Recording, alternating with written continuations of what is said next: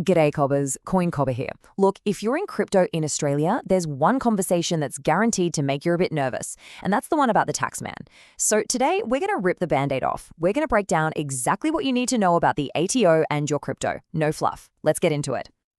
Right, let's get one thing straight from the get-go. The good old Wild West days of crypto, they're long gone, mate. The Australian Taxation Office, the ATO, is getting data directly from Aussie exchanges. They're data matching millions of us. So when you hear a quote like this from one of their top dogs, it's not a friendly suggestion. It's them telling you, flat out, we know what you're doing. The game has changed. Okay, quick legal bit, you know the drill. This is just for your information to get your head around the topic. It is not financial or tax advice. You've got to do your own homework, and for goodness sake, talk to a professional accountant who knows this stuff. Right, with that out of the way, let's dive in. So, the very first and honestly the most crucial question you have to answer is, how does the ATO see you? Because the way they label your crypto activities, well, it changes absolutely everything about how much tax you'll pay. And getting this wrong could seriously cost you a packet. This is it. This is the fork in the road. Are you an investor, a hodler, someone who's in it for the long haul? Or are you a trader, glued to the charts, buying and selling constantly, running it like a proper business? The answer to that question dictates the entire game. So how do they decide? Well, they look at a few things. First up is your intent. Are you trying to build wealth over years? That sounds like an investor. Are you trying to scalp profits week in, week out? That's leaning towards being a trader. Then there's frequency. An investor might only do a handful of trades a year.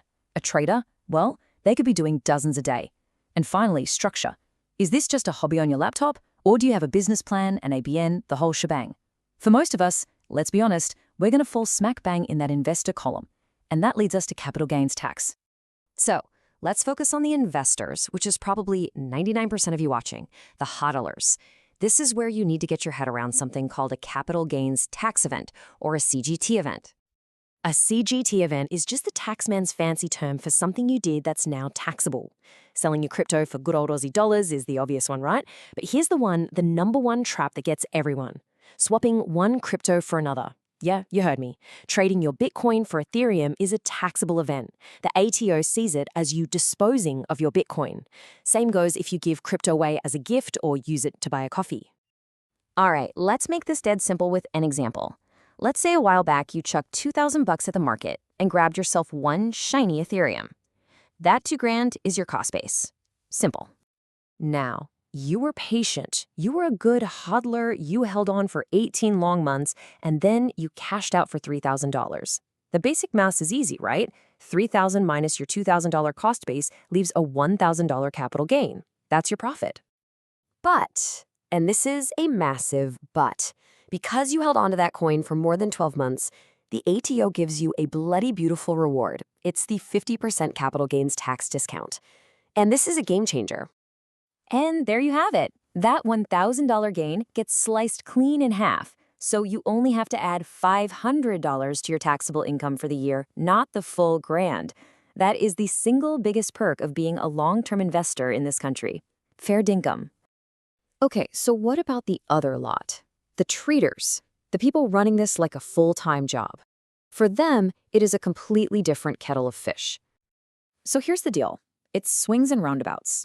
As a trader, you pay tax on 100% of your profit as normal income. So you get zero zip of that lovely 50% discount. The trade-off is you can claim deductions for your business expenses, your fancy trading software, your internet connection, maybe even part of your rent. An investor can't claim any of that. It's a clear choice. All right, now for the important bit. Let's talk about the bear traps, the sneaky things that can land you in a world of hurt with a taxman without you even realizing it. So if you're out there staking your coins, getting airdrops, or playing around in DeFi, you need to listen up. The moment those new coins or tokens hit your wallet, the ATO says that's income. You have to figure out the Aussie dollar value on the day you got them and declare it. Then, if you sell those coins down the track, that's a separate CGT event.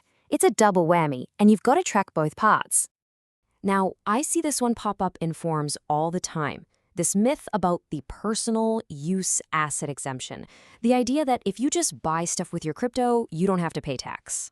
Let's just put this one to bed right now. Let me be as blunt as I can be. It is not the get-out-of-jail-free card you want it to be. Not even close. The ATO has made the rules on this so incredibly narrow, it's almost impossible to qualify. Here's the deal. To even have a sniff of a chance, you have to buy less than 10 grand worth of crypto with the immediate and sole purpose of buying something for yourself, like concert tickets. And I mean immediately. If you hold it for even a few days to see if the price goes up, boom, it's an investment. The exemption is gone. For 99.9% of us, just forget this even exists. So, after all that doom and gloom, what's your best defense? What's your shield? It's not sexy, it's not exciting, but it's the most powerful tool you have. Keeping bloody good records. This is absolutely non-negotiable. For every single transaction, you need these 4 things. The date, the value in Aussie dollars at that exact moment. What it was for, was it a sale, a swap? And, don't forget this one, any fees you paid. Those exchange fees and network fees can be added to your cost base, which means less profit, which means less tax. So track everything. And this isn't something you do and then delete. The tax man requires you to keep these records for a minimum of 5 years after you lodge your return. 5 years. So whether you use a spreadsheet or a crypto tax app, I don't care. Just pick a system and do it. No shortcuts. So let's end where we started. The ATO has your data. They're watching. Trying to hide is not a plan. So the only question that's left is the one you have to ask yourself. Do you have a plan to deal with this? Righto, that's a wrap. I know tax is about as fun as a root canal, but hopefully this has cleared the air a bit. If it helped you out, do me a favor and smash that like button and make sure you're subscribed for more straight-up crypto truth. Stay safe out there. Cheers.